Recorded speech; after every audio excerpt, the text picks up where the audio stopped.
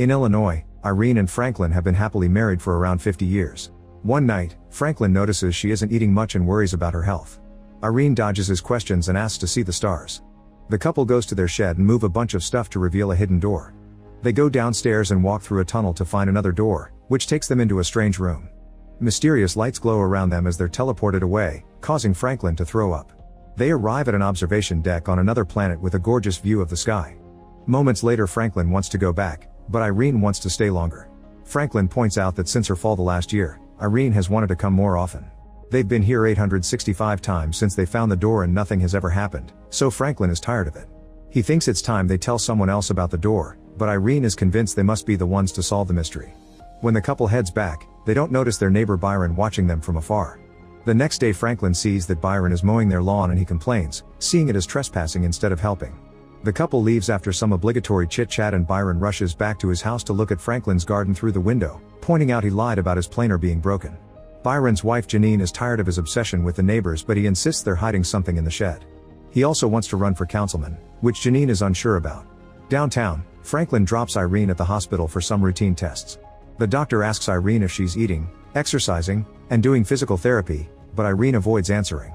This only makes the doctor more worried since Irene's symptoms are getting worse and suggests she should get in-home care because Franklin can't do this alone anymore. Meanwhile, Franklin goes for lunch with his granddaughter Denise. She's worried about them because a neighbor contacted her on social media to tell her that the couple goes out for strolls in the middle of the night. She thinks they should move out of that old house, but Franklin refuses. After the tests are over, Irene visits the care home. She catches up with the nurse Chandra and visits an old friend who has severe memory problems. Irene uses the chance to tell her about the teleporter, which her friend forgets in seconds.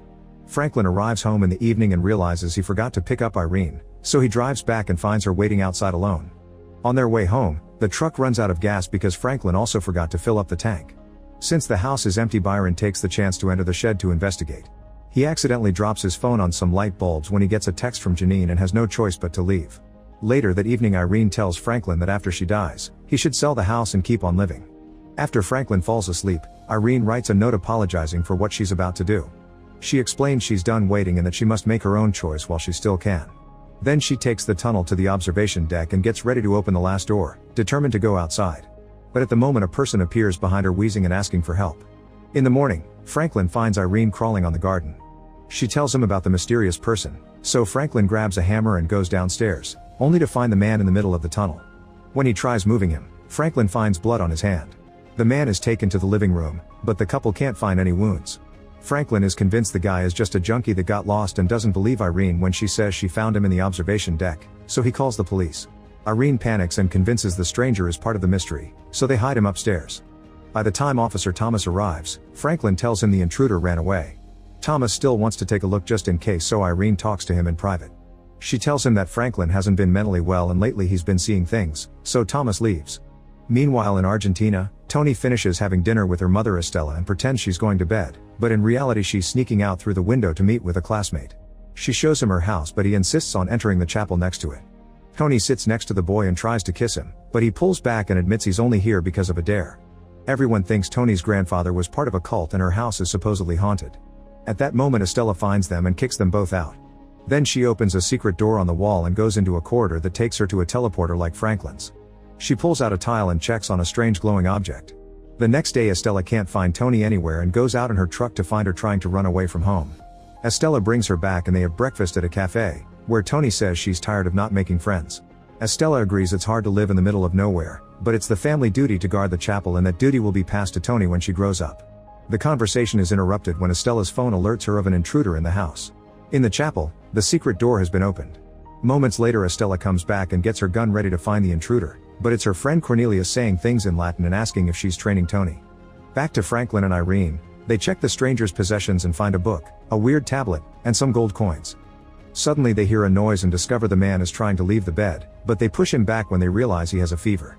Irene is convinced that this is similar to a virus she had in the past, but they don't have the right medicine anymore, so Franklin leaves for the pharmacy. When he gets there, the clerk calls the doctor to get authorization first. The doctor asks to talk to Franklin, and he receives the bad news about his wife. On his way out, he's approached by Byron, who wants support for his campaign. Franklin says he doesn't like him and leaves, so Byron forges his signature. Later, Janine tells Byron that she saw the police visiting their neighbors. At home, Irene finds a picture inside the book showing the man with a baby and the name Gabriel underneath. She hears the guy coughing nonstop, so she makes a special brew for him and reads the book to him. Eventually the stranger wakes up and introduces himself as Jude. He doesn't know where he's from, he only remembers some cold mountains and rain. Somehow he fell and everything went black, then someone was carrying him. When Franklin comes back, he confronts Irene about her health. To calm him down, she eats more and promises to do everything the doctor says as long as Franklin supports her search for answers. They feed Jude and lock his room before going to bed. In the middle of the night, Jude picks the lock to escape and steals a knife from the kitchen. He sneaks into the bathroom, where there he removes a small glowing object from his leg, which he then destroys.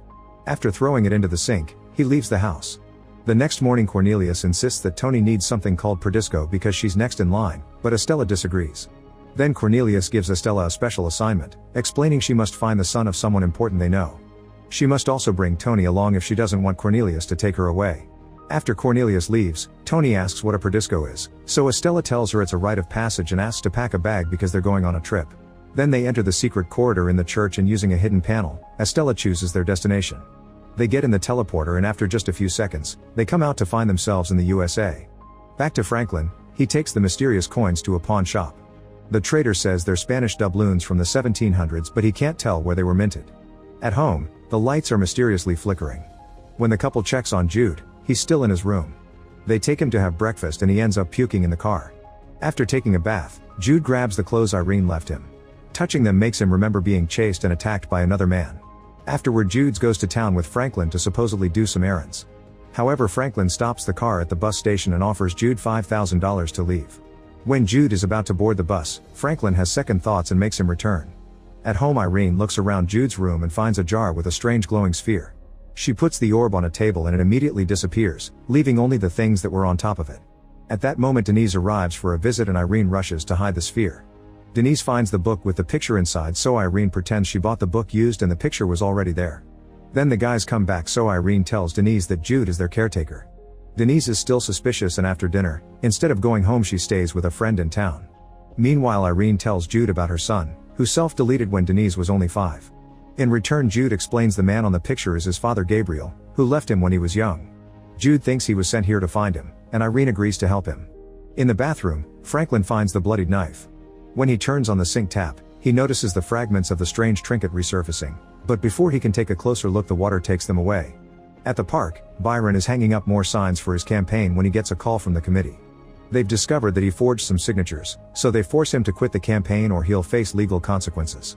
That night, he decides to get into Franklin's shed again and this time he finds the secret door, so he goes into the corridor and discovers the teleporter too. In the morning Jude takes the jar with the glowing sphere and buries it in the garden. At that moment he's found by Byron, who asks too many questions. Jude says he's just a caretaker and leaves. Later after Jude has some coffee, Franklin steals the mug and takes it to Thomas, asking him to check for fingerprints while explaining what he saw in the bathroom. However, Thomas says that the story sounds crazy and thinks Irene was right when she said Franklin isn't mentally well. At the same time Jude and Irene go to the library and ask for helping to find the man on the photo.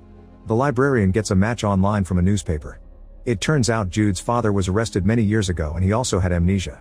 When the couple gets home, Franklin calls Irene out for the lie she told Thomas and reminds her that Jude isn't a replacement for their dead son.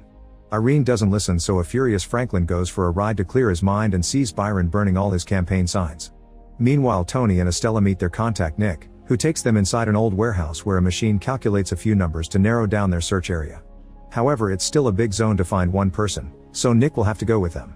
By using his equipped van, they can narrow the signal even further. The trio leaves together and during the ride, Tony discovers a chest with guns. At the care home, Chandra is fired because she's been caught stealing from the patients. She decides to visit Irene and is disappointed to hear Jude is already their caretaker, but she leaves her business card anyway. Before leaving, she pretends to go to the bathroom and looks around for something to steal. Sometime later Irene asks Jude to pick up the ringing phone because she's showering. It's the clerk from the pawn shop, who found a buyer for the coins. Jude pretends to be Franklin's son and gets the buyer's number. Then Jude calls the number and asks for Gabriel, but the man says he's mistaken. He also says a few words in Latin that match what Cornelius told Estella. Getting scared, Jude hangs up and tells Irene the call was a telemarketer. Before going to bed, Irene gives Jude some money for all the work he's been doing around the house. Afterward Jude realizes his tablet is missing and suspects Chandra. He grabs her business card to go looking for her, but he gets lost and enters a bar to ask for directions. Denise is in the same bar with her friend, so they end up hanging out with Jude. He's having so much fun that he agrees to get on the stage for karaoke, only to sing something slow in Latin. Everyone stares at him as if he was a weirdo, so when Denise is distracted, Jude leaves the bar. In the pool hall, Franklin is playing alone until Byron arrives and accuses him of calling the authorities over the signature, but Franklin swears he didn't. The men end up playing pool together and bonding over their wives. Franklin isn't sure if Irene loves him anymore, and Byron explains Janine was a widow when he met her, so to this day he feels like a consolation prize. They get too drunk and Byron confesses he saw the secret room in the shed, so Franklin agrees to show him more. In the middle of the night, Irene wakes up and realizes Jude and Franklin haven't come back yet, so she goes out on her old car to look for them. Shortly after she leaves, Byron and Franklin arrive and immediately enter the teleporter. However, nothing happens and now Byron thinks this place was a naughty dungeon all along. Back to Jude, he's walking down the road and gets scared when he sees a police car, so he tries to run. The cop goes after him and grabs him, which makes Jude think of his attacker. It's revealed he had stabbed the man multiple times, explaining the blood on his clothes. The officer arrests Jude at the same time Irene drives by that area. At the police station, Irene is disappointed by Jude running away and demands the truth. Jude explains all his life he was kept in an isolated compound in the middle of nowhere to protect the mysterious doorway. There are many of them and nobody knows who built them or why, but they're very old. The planet Irene sees, it's just a wasteland where things go to die. The guy Jude killed had been a guard who tried to stop him from escaping, and if the members of his organization find him, they'll kill him too. Jude thinks Gabriel went through the door and that's why he used it for his search. Then Irene sweet talks the officer into letting Jude go. In the meantime, Estella's group makes it to a transmission tower and Nick starts climbing it to hack it. Tony tries taking a picture and Estella forbids her from posting anything on social media. As Nick gets a ping from the tower, a utility worker arrives, so Estella has to quickly knock him out and lock him up in his van. Afterward, the trio leaves while Nick announces they're going to Illinois. A few hours later, Estella asks Nick to take a different road and to stop near the forest. She walks among the trees, remembering coming here with her father when she was young for a mission. Estella was supposed to stay in the car with the radar, but she followed him and watched him fight with a teenage girl that didn't want to go with him. The girl stabbed him and ran away, so the man shot his gun to stop her. Then Estella helped her father throw the body in the car into a lake. That day he taught her this was their duty. In the van, Nick teaches Tony how to shoot a gun and accidentally says he knew her dad, who Tony knows nothing about. The next day, Franklin takes Irene to the hospital and the doctor is happy to see she's doing much better. At the same time, Denise visits the house again and asks Jude about the picture in the book. Jude says his family was in a cult and she thinks it's just a joke. When the couple comes back, Franklin grabs an old camera and gives it to Byron, telling him to get the photos developed to see the truth. Later, Irene visits Chandra and keeps her distracted while Jude breaks in to retrieve his tablet. However, he also finds a necklace with the same object he used to have in his leg, so he rushes to confront Chandra. An argument ensues and Jude reveals Chandra has lots of stuff she stole from her patients. Irene promises to keep the secret if she tells them where she got the necklace. After they leave, Jude explains that the tablet is a key and that the little capsules are trackers, that's why he removed his. He thinks the necklace used to belong to his father. Meanwhile, Byron gets the photos developed and sees Irene and Franklin in the observation deck. He rushes home to search for information online and comes across thousands of conspiracy theories. Eventually he finds one called the Impossible Door, which is art by an Argentine missionary from 1723. When Franklin comes home, he finds the shed and the secret door open. It turns out Byron is working on the mysterious doorway, but he hasn't been able to make it work. Franklin notices bloody fingerprints by the side of the doorway and he pulls the slate, revealing a control panel. Unlike Estella's, it's missing its sphere and Franklin suspects Jude. On his way home, Byron notices some leaves floating and begins digging on that spot to find the jar with the missing orb. That night, when Franklin takes out the trash, he finds Irene's letter and is devastated to read its content. He goes back into the house and tells Jude they used to be fine, but now he's here, he's causing lots of pain. Jude asks him if he's sure, causing Franklin to leave and spend the night at Byron's. Meanwhile, Tony's group makes it to Illinois and stays in a motel for the night. When Estella goes to the vending machine, she hears weird noises coming from Nick's room and discovers he's doing tricks with one of the orbs to impress a night worker.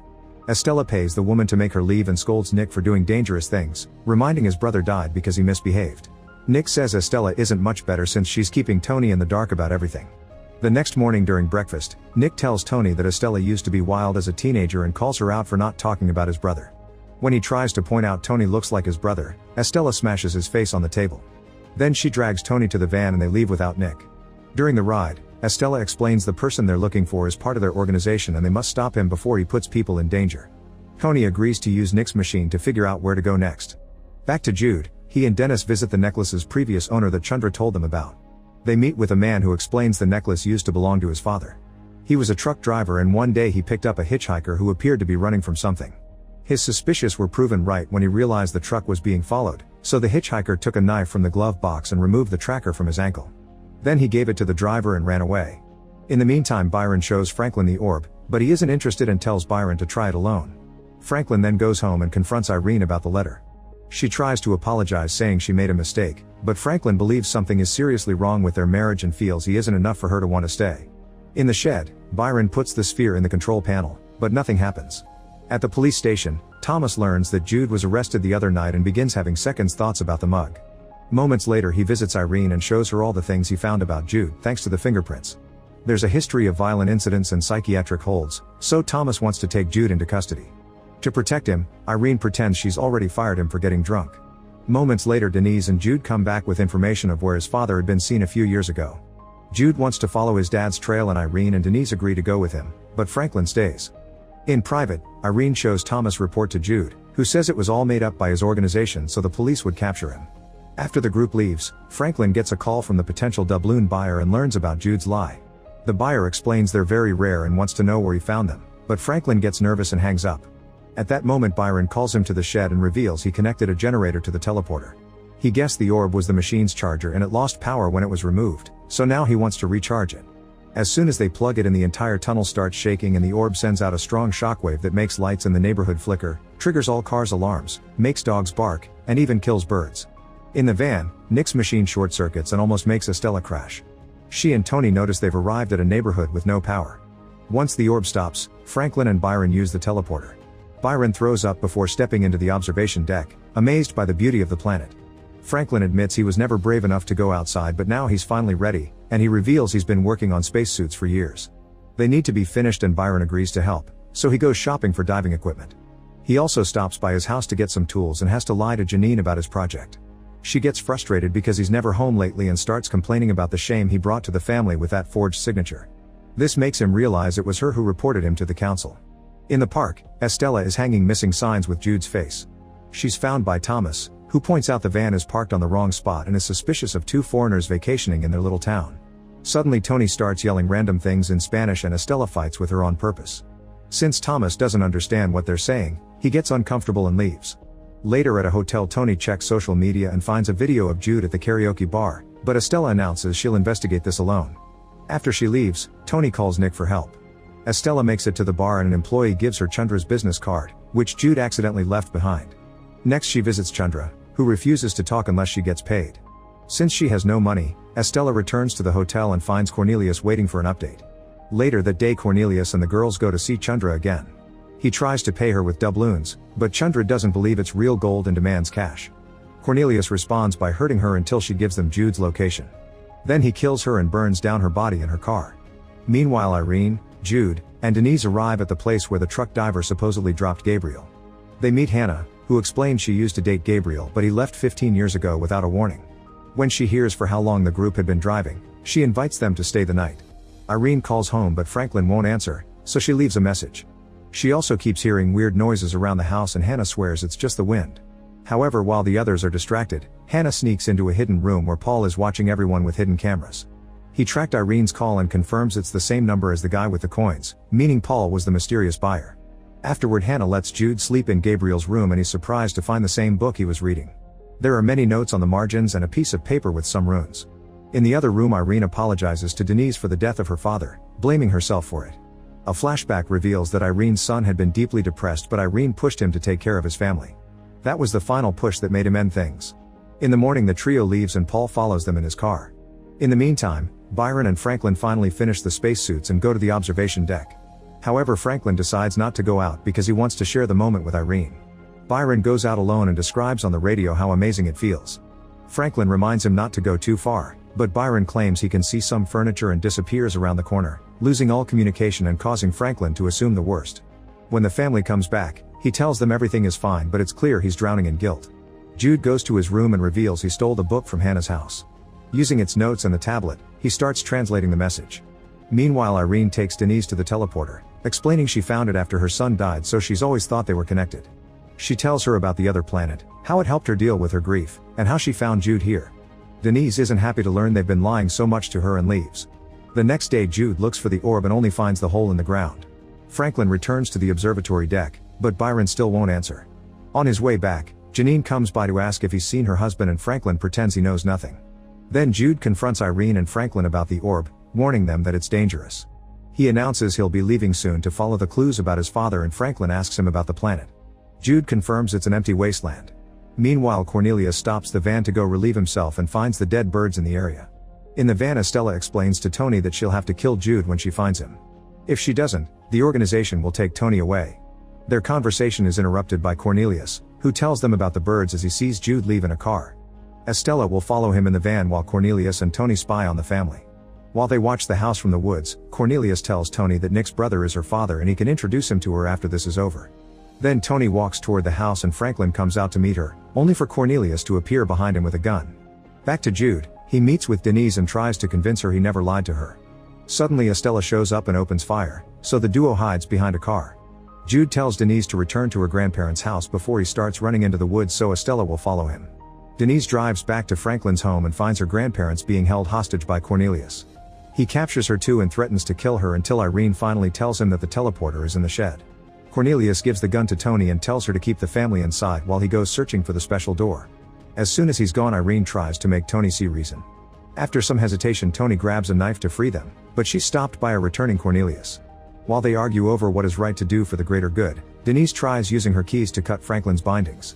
Then Cornelius calls Estella and shares a new plan. She yells into the woods that they've captured Denise and her family, so if Jude wants to save them, he must come out. Jude surrenders, and while Estella drags him into the van, he says he remembers her from his childhood. He saw her kneeling in front of his mother during a special ceremony. When they arrive at the house, Cornelius hits Jude with the gun and says she sent him. Jude doesn't believe him, so Cornelius kicks him and blames him for putting the family in danger. It's time for Estella to kill him, but she can't bring herself to do it, so Cornelius says he will. At that moment, Franklin tackles him, only for Cornelius to easily overpower him and throw him off. Next, Cornelius tries to kill Estella for her betrayal, however Jude tackles him too. This leaves an opening for Franklin to knock him down with Irene's cane. Estella gets the gun and announces there won't be any more killing before tasing Cornelius unconscious. Afterward, a gagged and bound Cornelius is thrown in the back of the van, and Estella says she and Tony will travel far away. She isn't worried about anyone following her because Cornelius is her bargaining chip now. Moments later on the road, a car hits the van from behind and Estella tries going faster, but the car moves to hit the van on the side until it goes off the road. It rolls down a hill for a while until finally lands at the bottom. A bunch of men immediately surround it and arrest the women while Hannah and Paul say hello to Cornelius. In the house, Denise tells Jude she'll go with him. They enter the shed and Jude puts his tablet on the control panel, revealing it's a keyboard. Now they can choose where to go, so he enters the address he saw on the paper from the book, but Jude also points out the location resets after every trip. After some emotional goodbyes, the duo disappears in the teleporter and comes out in a fancy building in Bangkok. Back to Franklin, he finally tells Irene about Byron and the suits. He thinks Janine deserves closure, so he'll go looking for Byron. Irene shows her support and a few words of love before letting him go. Once outside, Franklin is surprised to find their coffee table. As he keeps going, he loses the radio connection. Eventually, Franklin finds a body with a knife in the chest, unaware it's the guy Jude killed. Suddenly he notices the suit is running out of air and it's very hard to breathe. The radio works for a second and he manages to report to Irene before collapsing. He thinks his time is over, but at that moment Irene shows up and removes his helmet. It turns out the air here is human friendly and there's even an actually city nearby.